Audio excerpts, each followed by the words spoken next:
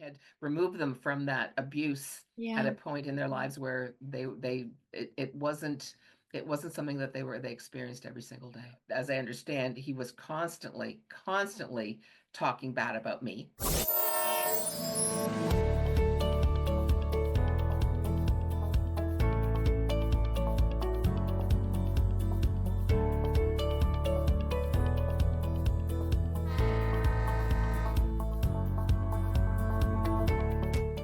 Hello, and thank you for joining me on another journey on the healing train. If we haven't met yet, I'm Rania, your host. I create this space for topics we need to discuss. Sometimes they're uncomfortable, many times it's what you need to hear. Are you ready for a new train ride with me? Hop on, take a seat, and let's heal together. On today's show, we have with us Sonia Kurmey. Sonia is a wife and mother of a blended family of 8 young adults. She has been an entrepreneur almost her entire career, having spent 25 years owning a travel company while raising 3 amazing sons as a single parent. Sonia remarried and then started on her health and wellness journey. Staying healthy and as young looking as possible, she now has an e commerce health and wellness business that allows her freedom to travel, give back to her community, and support causes that are very important to her. She is a patron of a school in Nairobi and is very passionate about the environment. Sonia's journey has had its challenges that she doesn't see as obstacles, but life lessons we all will experience to bring us to the life we truly deserve. Sonia, I am so excited that you are on the show today. I'm very excited to be here. Thank you. Sonia, we're going to be discussing some heavy subjects today. All right. Mhm. So bear with me while we go through this. And Okay. to start off, I want us to begin with a quotation that I found online that spoke to me personally. And I believe it will speak to you too, because we share this in common.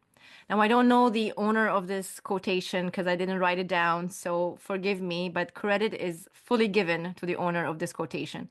And it talks about the narcissist mindset. And this is how Okay. it goes. That didn't happen. And if it did, it wasn't that bad. And if it was, it's not a big deal. And if it is, it's not my fault. And if it is, I didn't mean to do it. And if I did, you made me do it.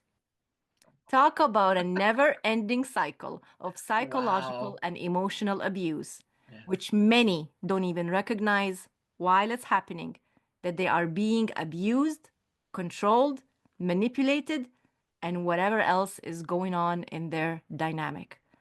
Thank you to the owner of this quotation. Sonia, wow. Doesn't that speak volumes to what we have been through, people who have been subjected to this type of narcissistic abuse?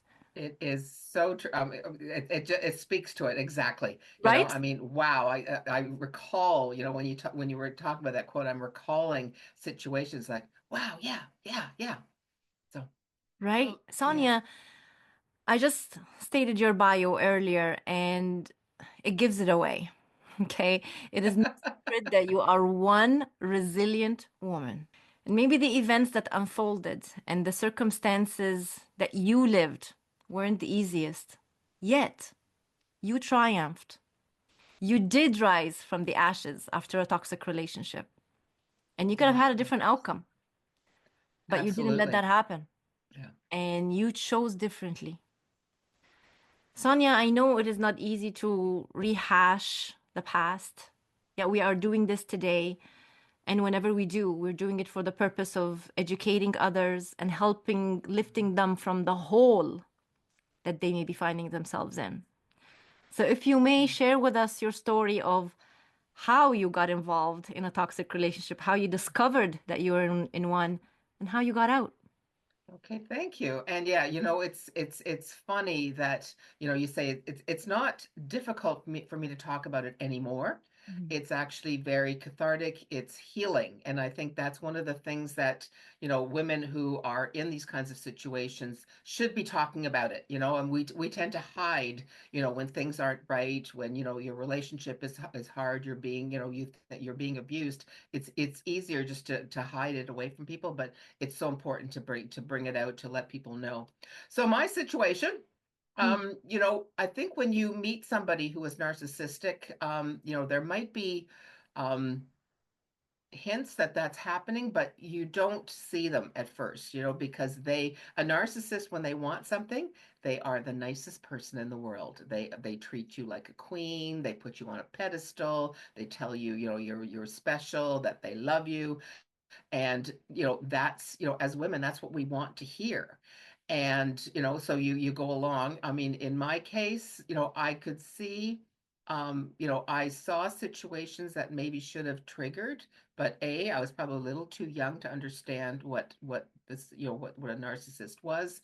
And plus, when you see them treating other people that way, you think they'll never treat you that way. They love you, so they're never going to be mean. They're never going to be, abusive. They're never going to, try and put you down. But very quickly they do. So once you're in a relation, a serious, committed relationship, you're married, or you're tied financially. There's little fissures. There's little things that come out. They the controlling aspect, and telling you that what you're doing is wrong, telling you, like, it's little things Yeah. that just keep compiling, catching up and catching up, and then situations come where they finally turn on you and they tell you, you're not, you're not pretty, you're stupid, you're slow, and in a lot of cases, women will take that and they'll believe it. I was in my situation, I was confident in my own skin, so I didn't allow that. But you think you don't allow it, but slowly but surely it does chip away at your confidence, it chips away at your self-esteem. So yeah, and I found myself in that. You go back to your own parents' situation. My parents had a difficult relationship, so you think that's normal. You think that's the way relationships are supposed to be. And then afterwards with me, I mean, after we did split up, and actually I was reading an article in a magazine. I think it was Reader's Digest or something, one of those old magazines. Mm. And I was reading about a situation where somebody, where of abuse, and I'm reading this article and thinking, oh my God, that was me. Oh my God, that was me.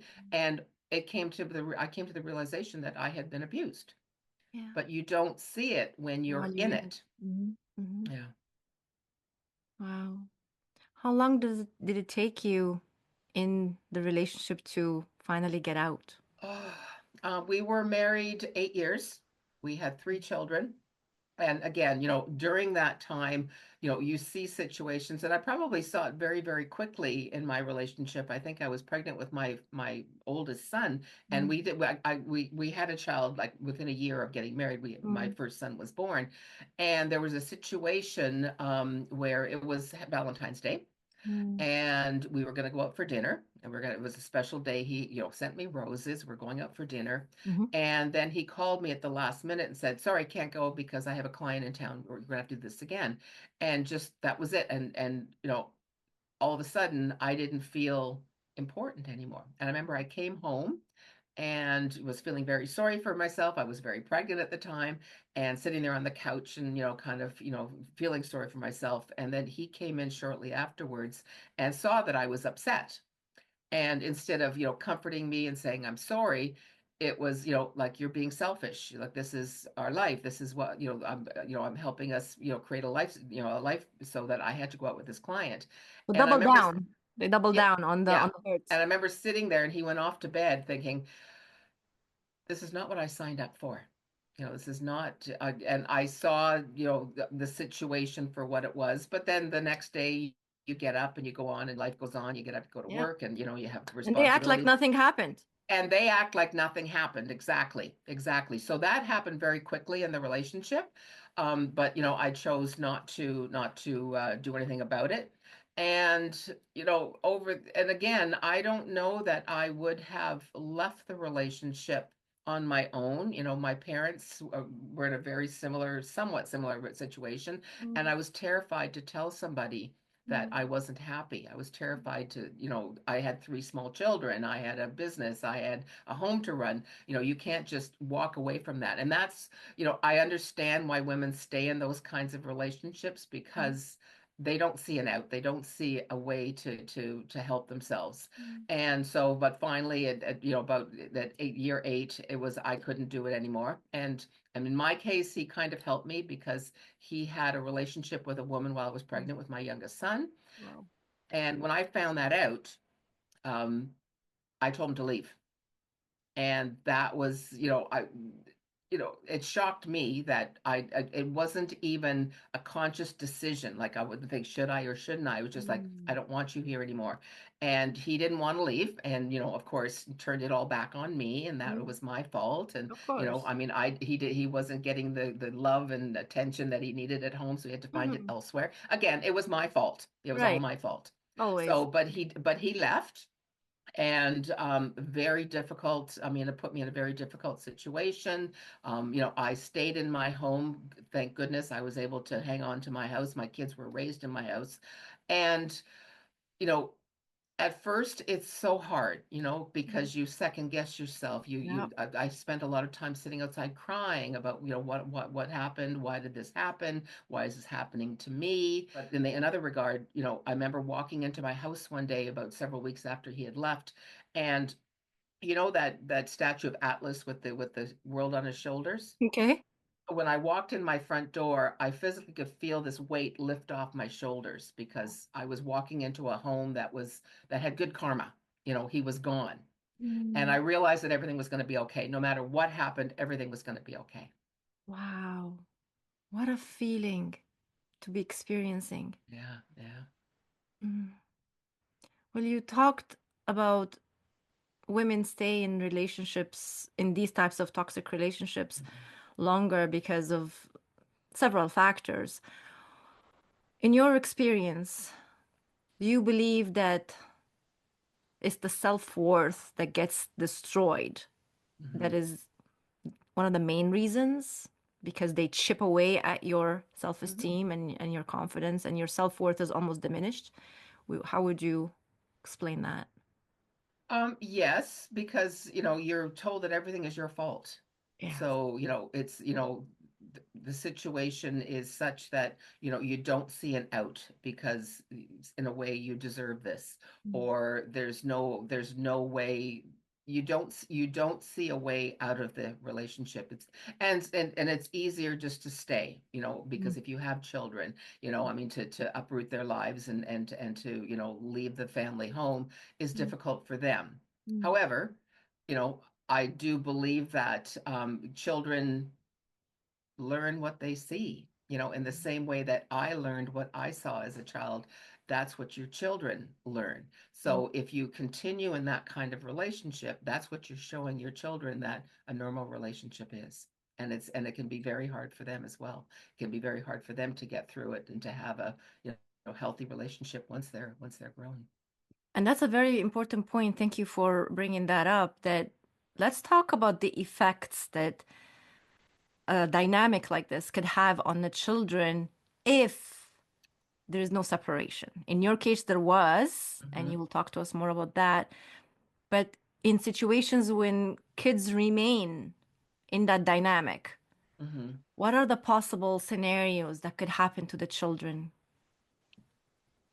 They can grow up feeling little self-worth. They can grow up, you know, not having the confidence, not feeling that they were loved and appreciated, which children should, you know, that's what we should do with our children is constantly tell them that they're appreciated, that they're loved.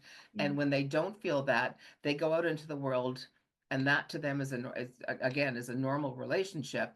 And it can cause them to, you know, have self-doubt and have low self-worth as well. mhm, mhm, mhm. But that didn't happen in your situation because you got out I and got you out. did your parenting role Hmm. where you had to, let's say, fix some of the damage that already had occurred in those first 8 years, Hmm. right? What would you say the most difficult part was for you as a mother navigating now co-parenting because the father will still be in their lives. They're still their father. Mm-hmm. So you want to protect them, you want to teach them, and you want to tell them what not to do, what not to be, but yet you don't want to badmouth the parent. How do you navigate Yes, I that? know it's very difficult because I tried I tried not to criticize him. I tried not to say because ultimately that's their father, and he's going to be their father. And, I like to think, I mean, with children, you'll look at their parents and both of you are in their heart. Yeah. And if one parent chips away at the other parent, it confuses the child because they see the parent, the father as, as, somebody that they look up to. And when the other person who they love equally as much is tearing that person down, it's again, it's very confusing, very, very confusing. And I went through situations, we did, my husband had, visitation, and he saw the kids every other weekend, and, and then I think Wednesday nights. And he would, in most cases in the beginning, especially, he would be what I would call a Disneyland dad. He'd be taking them places, Mhm. he'd be spending money on them. Mm, They'd come home with new clothes, they'd come home with mm, mm, new experiences. He took them to Disney World, and they just thought this was wonderful. But as they, got a little older, and he became a little more probably, relaxed in how he's treating them, he would do little things to them that was mean, that was spiteful, that, he would criticize them. And they would come home to me and they would say, I'm upset. Thank goodness, my oldest son was very intuitive. mm, And he would come home to me and he would talk. And that was the other thing I would always say to them, you can tell me anything. mhm, You can tell me anything, and I'm not going to judge you. So they would come home and they say, Dad did this, or, Dad, treated us badly, or felt really, really bad. And I would, the only thing I could do was, without, criticizing him, would be, ask them how that made them feel. mhm, And of course they would say that it made them feel really bad. And I would say, remember that when you talk to other people, not to treat people like that, because, if it can hurt you when you say something mean and spiteful, it can hurt the other person. mm, mm. That's tough. It is tough. It is really tough. You're It in a is really tough tough. position because you want to protect them too, right? Like you wish they wouldn't experience whatever they're experiencing because ultimately what you just described Yeah. is that the narcissistic person, whoever they are, sometimes they're the female, not always the male, but in your case it Sure. is the male. They're putting their children through the same cycle that they did with you. So Hmm. when you said it's like Disney, right? He did the love bombing. Yeah. He did the love bombing with them, and then the gaslighting, and then the mask slipped.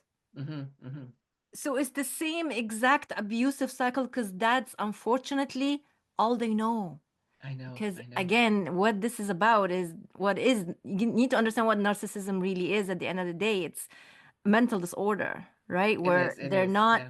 they're not secure in themselves. They have a lot of doubts and they need validation and attention and they need to have a good image and they need to be in charge and in control of everything. And that's what they do. They do this with their partners, they do this with their children, whoever that is going to be their supply, let's say, to give Hmm. them that narcissistic supply that we talk about.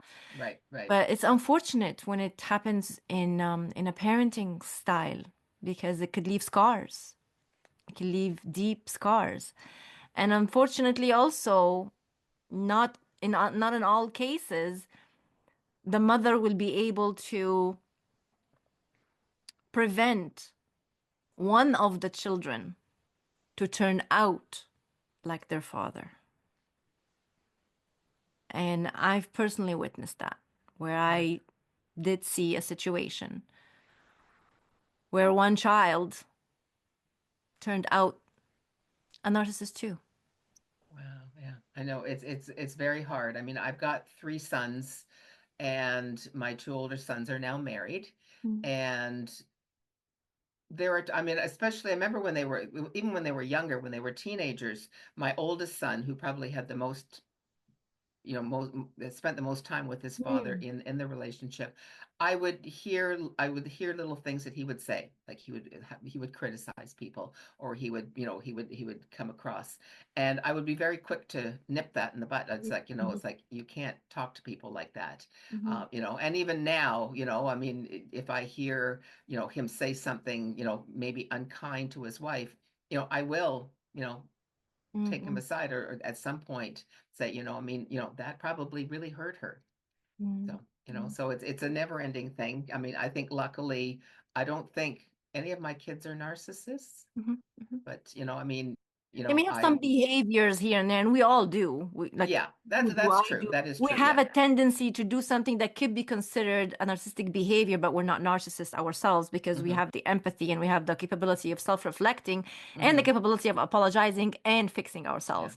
Narcissists, True. on the other hand, don't self-reflect, don't see they're doing anything wrong, push everything on the other person, and they never change. They just manipulate. They pretend Yes. that they are seeing something and they're going to correct the behavior, but it's only temporary to get back into your good grace True. again, and then hit you again with it, Yeah, right? that's So true. it's That's the true. cycle. It's the That's cycle. true. But I do know, I mean, I've been told by many people that, my mother thought my kids were absolutely the most amazing men, and I mean, my mother was very intuitive as well. But I have been told by strangers that, my sons are kind, they're good men. I see them as compassionate. I see them, very empathetic, and I like to think that had something to do with the way I raised them, the fact that I was able to raise them alone, that I didn't have to deal with that kind of situation. They didn't have to deal with that kind of person on a daily basis. And they very quickly, my kids were young. I mean, my oldest son was 7 when we did, end the relationship.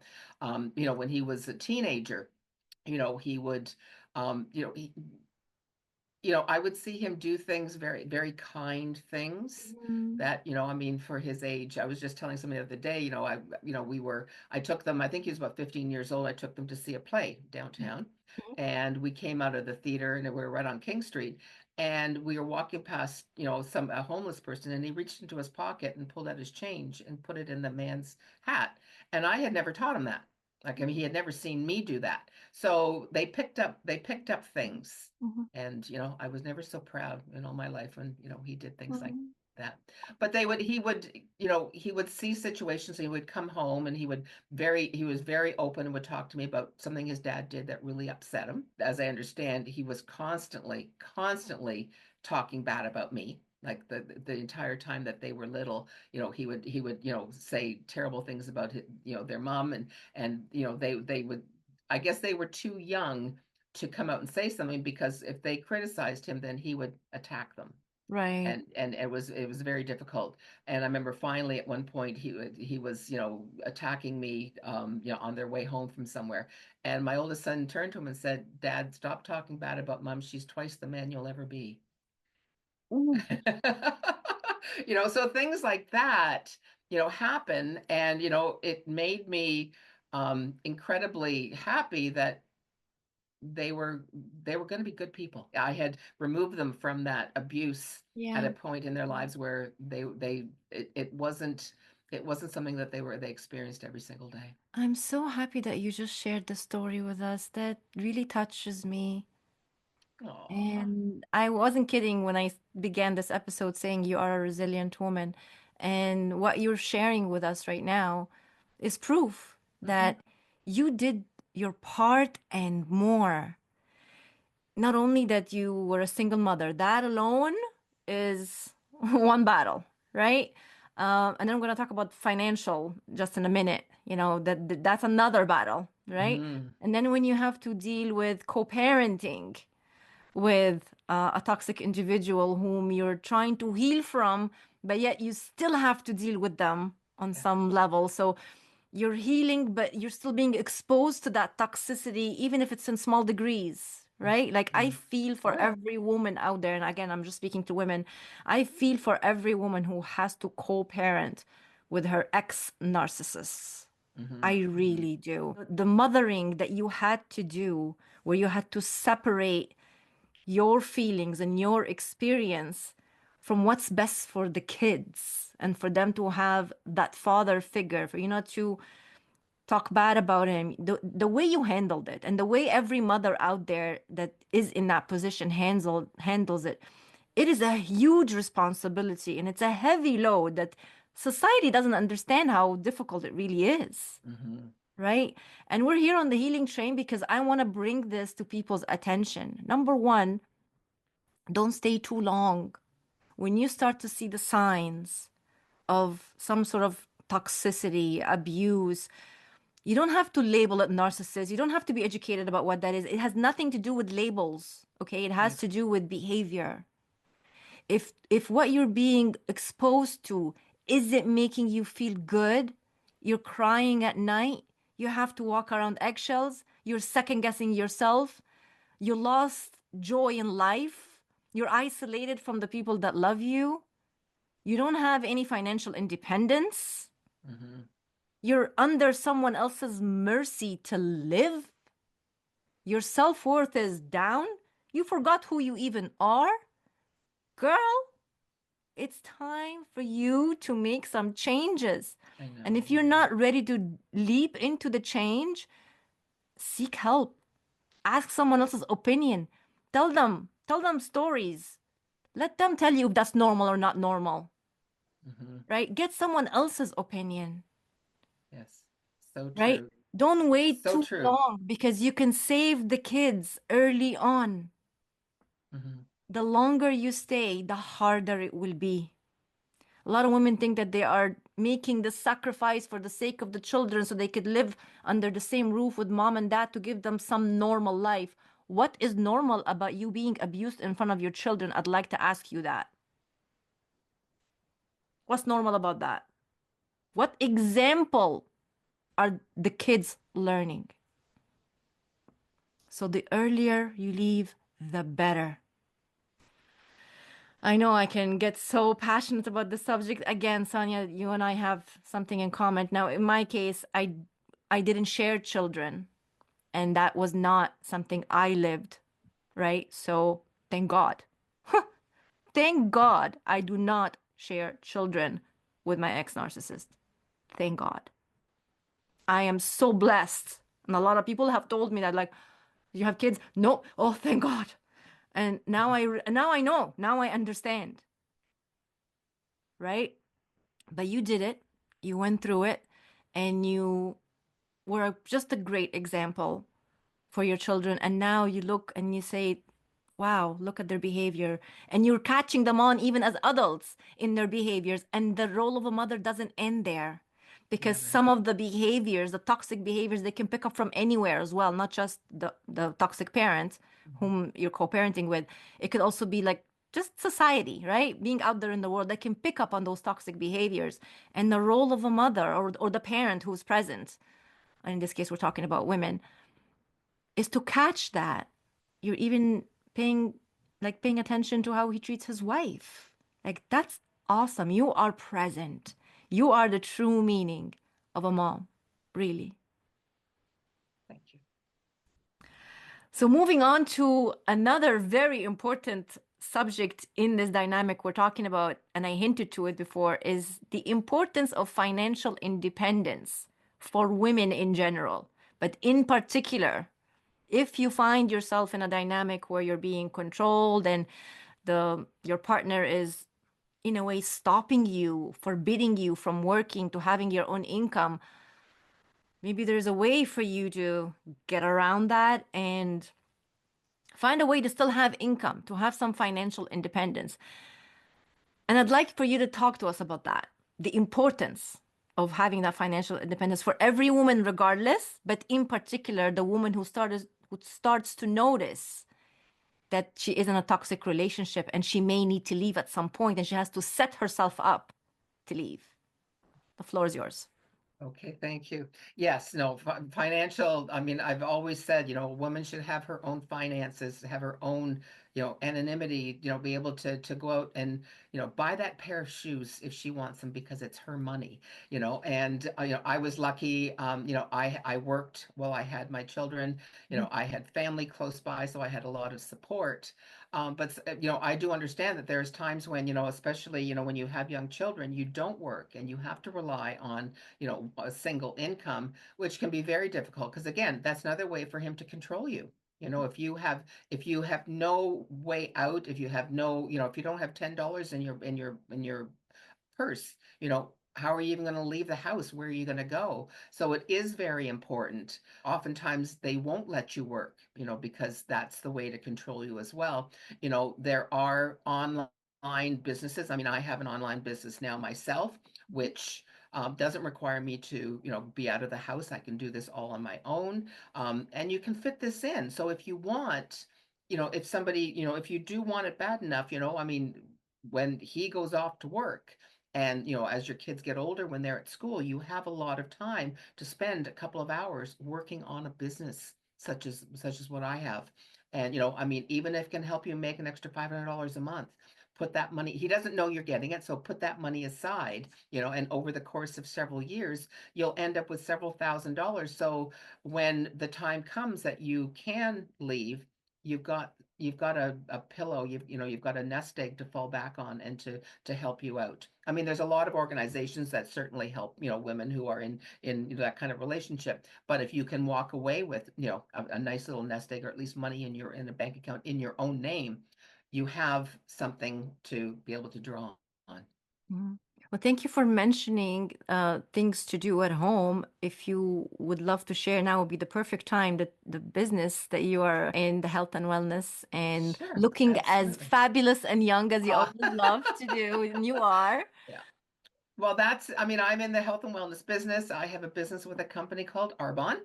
It is an e-commerce business. It's been around for about 45 years. We have products that make you, I mean, look good because we have great skincare, but we also have products that help you feel good. I mean, and again, when you're going through something like an abusive relationship, taking care of your own body is so important. If you are sick, you don't have the energy to even fight back. You don't have the energy to be able to get through what he's going through. It just constantly puts you down. So these are products that, I think everybody should be using, and you purchase them online. But there is an opportunity to make money at this when you use these products, then you start sharing them with your community, with your network, with your friends, with your family. I mean, there is money coming in, and it comes into you. And again, it's something that, I don't want to say hide, but it's something that you don't have to show that you're making. And the other thing that I absolutely love about this company is the community. And Mm. again, when you're in that kind of relationship, having people, that will rally around you, that will love you, that will support you, that will, give you encouragement, is so important. And that's what this organization does. So, I mean, there was a woman in this organization who was in a very, very toxic relationship. Mhm. Actually, her relationship was with, I believe, a professional hockey player. Wow. And yeah, and she, built herself up where she could sustain her lifestyle, and she was able to get out from under him. Mm. But there was people around her that were helping her. If I went to the group that I said, I'm being abused, I need help, in this business, I know that I would have several people that would come out and say, okay, Sonia, how can I help you? That's just the kind of organization it is. Yeah, And community. or just to have people to talk to have people to hang out with, to have people that have your back. And Mm. that's the other side of this business. So there's a financial aspect to this business, but there's also a personal aspect, because you know having a community around you is so important. Somebody that believes in you, because there's times in this relationship where you don't believe in yourself. Mhm. And if you have people around you that do, they can pull you out when you're feeling especially low, where you've just had a terrible situation happen. You get on the phone and talk to somebody and say, this is what happened.